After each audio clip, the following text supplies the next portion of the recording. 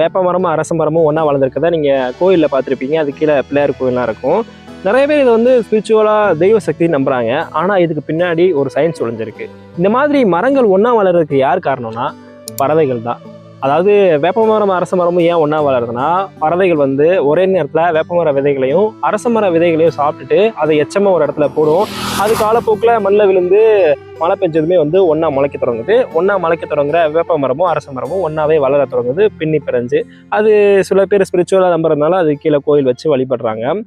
இப்போ இந்த இடத்துல பார்த்தீங்கன்னா பனைமரமும் அரச மரமும் ஒன்றா வளர்ந்துருக்கு. இது வேப்ப மரமும் அரச மரமும் ஒன்றா வளர்றதை விட எந்த இடத்துல வேறுபட்டு நிற்கிதுன்னா, இப்போ வேப்ப மரமும் அரச மரமும் ஒரே நேரத்தில் மண்ணில் விழுந்து ஒரே நேரத்தில் வளரும். ஆனால் பனைமரமும் அரச மரமும் ஒரே நேரத்தில் வளர முடியாது. ஏன்னா பனைமரம் வளர்றதுக்கு ரொம்ப டைம் ஆகும்.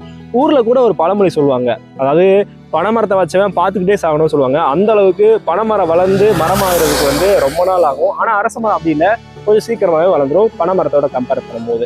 அப்படி இருக்கும்போது இந்த ரெண்டு மரமும் எப்படி ஒன்றா வளர்ந்தது? இப்போ வேப்ப மரமும் அரச மரமும் ஒரே நேரத்தில் விளைந்து முளைக்க தொடங்கும், அது ஒன்றா பின்னி பிறந்து வளரும். இது எப்படி பின்னி பிறந்து வளர்ந்தது அப்படின்னா, இதுக்கு பின்னாடி ஒரு சுவாரஸ்யமான விஷயம் இருக்குது. அதாவது பனைமரம் வந்து இங்கே ஏற்கனவே வளர்ந்துருக்கும். அந்த பனைமரத்தில் ஓய்வெடுக்கிற வர பறவைகள் வந்து ஏற்கனவே வந்து அரச மர விதைகளை சாப்பிட்டு இருந்துச்சுன்னா அதை எச்சமாக வந்து பனைமரத்தோட இடுக்குகளை வந்து வச்சுட்டு போயிடும்.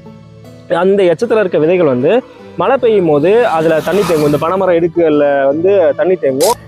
அதில் வந்து அரசமர விதைகள் வந்து முளைக்க தொடங்குது. தொடக்கத்தில் பனைமரத்தோட இடுக்குகளில் ஒட்டுணியாக வளர தொடங்குற அரச மரம் தண்ணி இருக்க இடத்த நோக்கி வேறு விட தொடங்குது. பனைமரத்தோட அரச மரத்தோட இயல்பியாக இருந்தால் எங்கே தண்ணி இருக்கோ அதை நோக்கி வேறு விட தொடங்கும். அப்படி நீராதாரம் கீழே இருக்கிறதுனால பூமியை நோக்கி வேறு விட தொடங்குது. வேறு விட்டு அப்படியே பனைமரத்தோட சேர்ந்து மரமாக வளர ஆரம்பிக்குது.